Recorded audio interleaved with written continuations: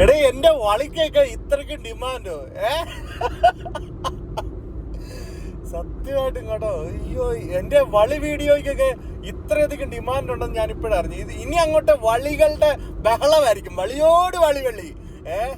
അപ്പോ എന്റെ വളിക്ക് വിളി കേട്ട എല്ലാ ചാണക കുട്ടന്മാർക്കും, എല്ലാ ഹാർപ്പിക് ഹുസൈൻ ഫാൻസോളികൾക്കും നമോവാകം. അപ്പൊ ഇനിയും നമ്മൾ ഇങ്ങനെയുള്ള വള്ളി വീഡിയോകളുമായിട്ട് വരുന്നതായിരിക്കും.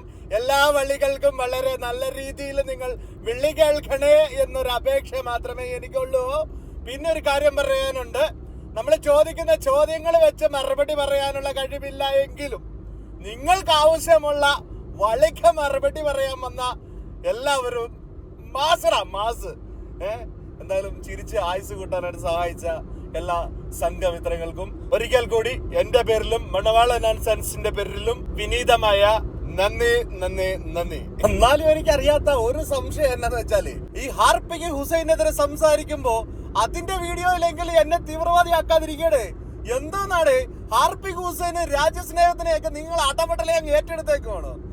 ഹാർപ്പിക് ഹുസൈനെതിരെ പറഞ്ഞ കാര്യത്തിലും ഞാൻ സുഡു തീവ്രവാദി മറ്റേ പാകിസ്ഥാനി ഹാർപ്പിക് ഹുസൈനെതിരെ സംസാരിച്ചപ്പോ എന്തായല്ലേ?